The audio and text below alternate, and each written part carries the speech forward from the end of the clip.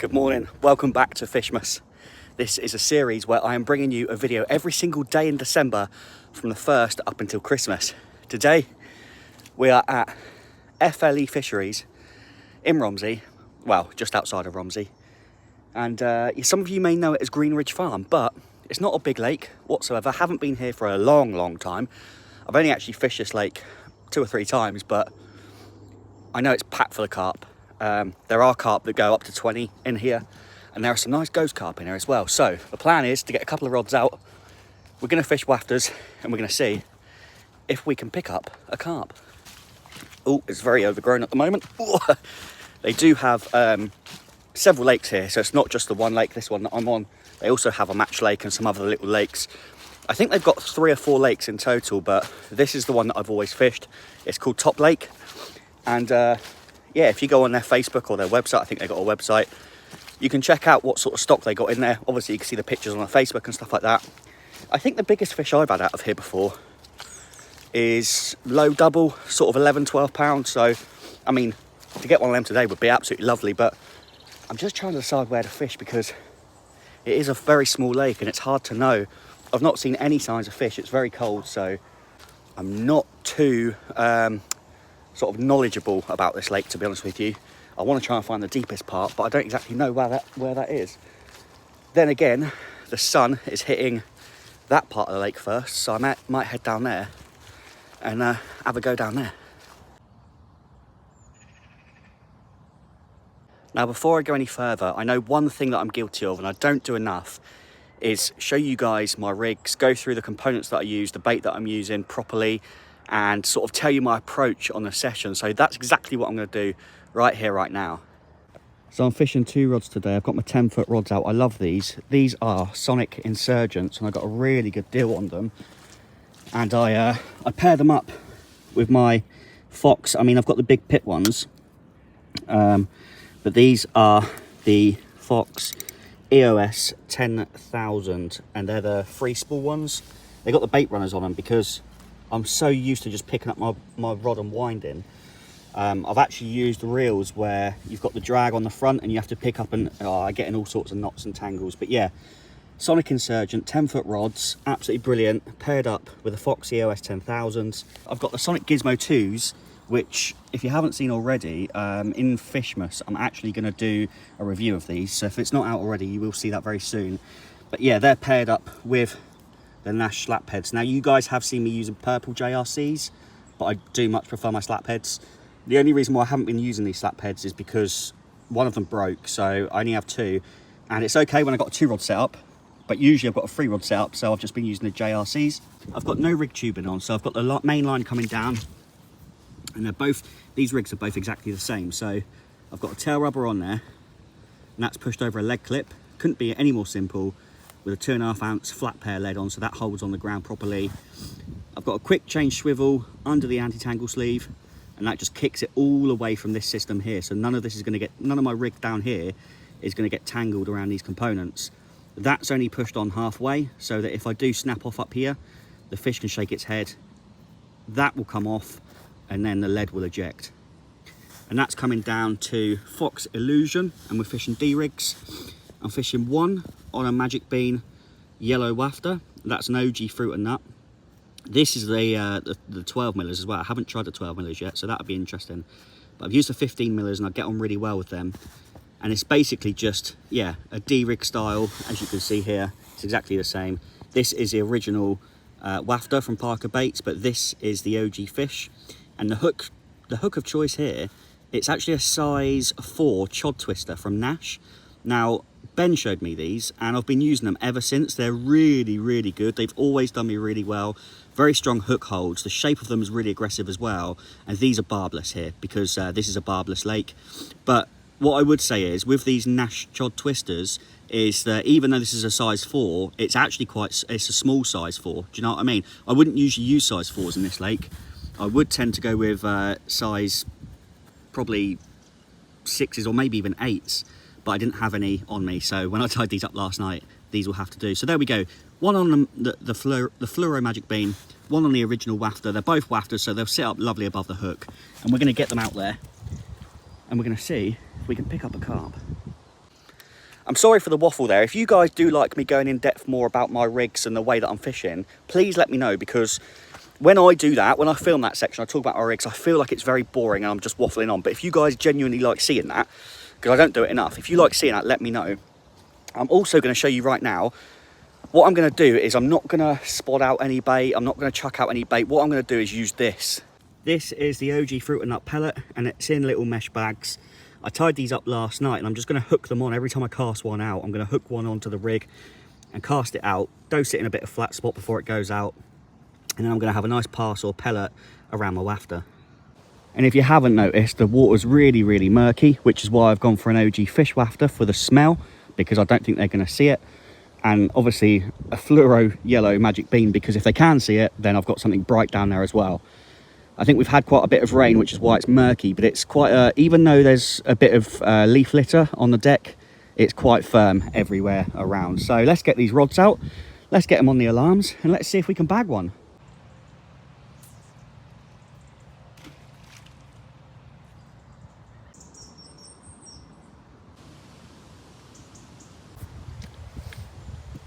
Right, well, the rods have been out for about an hour, and I'm quite surprised I've not had a sniff.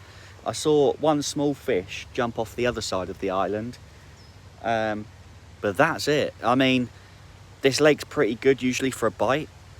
It's not often that people struggle on this lake, although saying that, my mate came down here 2 days ago and he only had 2 fish throughout the whole of the day. So maybe that colder spell that we've had and that rain has shut the fish down like it did at Longbridge, you know.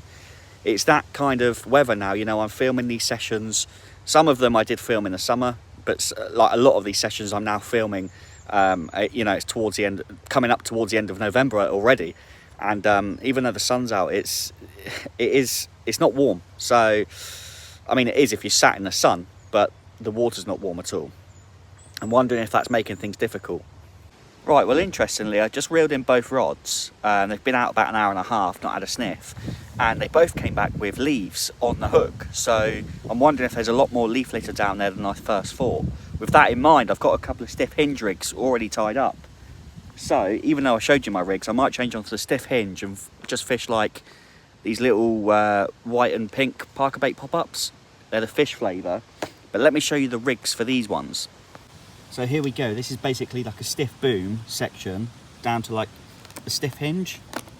It's got a bit of putty on there to hold it down the bottom, and then that will just sit up above off the floor. So like a bit of leaf litter that should sit above it. So I'm going to give that a go. Again, barbless hooks on there, guys. I don't know which hooks they are because I tied those rigs ages ago, but I've never really used them. Got a little bit of a bendlet in the top section just so that it sits nice and then makes it better for the hook hold if a fish does pick it up. So I did put on a, well, I was going to try this, a wafter with a bit of sweet corn on top, but I'm not going to try that. I'm going to bring both the rods in, whack them both on stiff hinges and give that an hour and see if it changes anything. Right, well, I've just spoken to the bailiff, and interestingly enough, he said to me, I will catch them off the edge of this island where my left-hand rod is, but my right-hand rod, he said, you flicked it out in the middle. He said it's quite silty in there, which obviously makes sense as I'm picking up the leaf litter and stuff.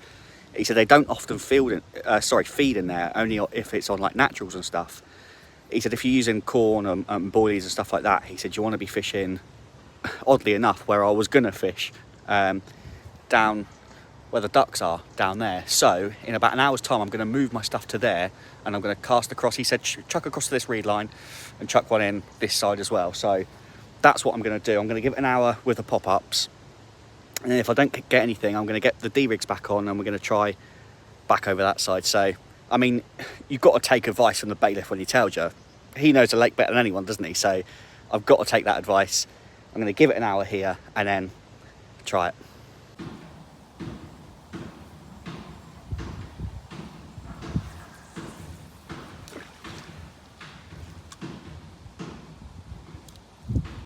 Okay, here we go. We're in a new spot. The new sort of swim, if you like. I say swim because it's not really a swim. It's sort of just like a big open area. But I've got this left-hand one now on the pink pop-up, and that is over towards that sort of gap. See where this tree is? And the reeds is sort of in this gap here. And I've got the right-hand one, which is just past that overhanging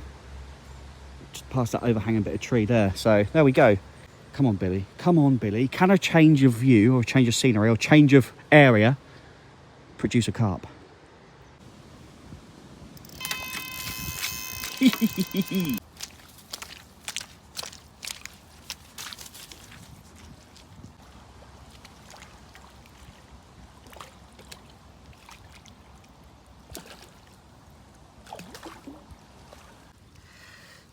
There he is. Beautiful condition. It's funny actually, because just as I was recording a segment for my bite alarm review, I was filming the alarm and how it looked on the bars, and obviously that's when this ripped off. So perfect timing. But yeah, there it is. Like I say, 2 or 3 pound mirror, and it is such nice condition. Beautiful fish. Hopefully we can get a bigger one. Let's get him back. So when you catch a carp, guys, obviously you want to keep them in tip-top pristine condition. Just get a bit of carp care.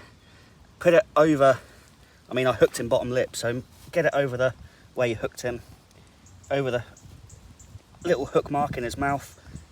Plenty of that on there. I can't imagine it tastes nice, but once you've done that, get some water and just go back over where you've just applied the carp care on the wound, and that should seal it. He's also got a mark towards the end of him here. I don't know if you can see that. He's got a bit of it, looks like he's swam across something sharp, a bramble or something. So same applies. Just gonna put some care on him like that, and I'm gonna seal it with a bit of water, and that should help him. So when he goes back, he's gonna go back a lot more healthier. There you go, buddy. Thank you very much. Happy days.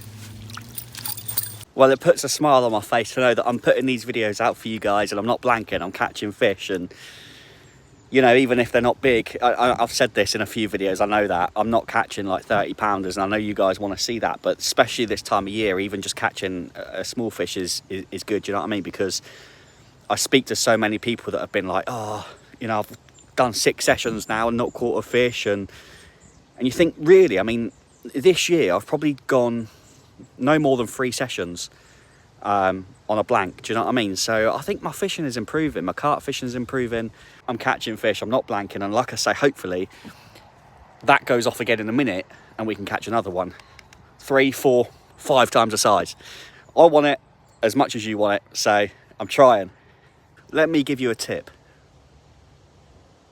but literally a tip, a rod tip.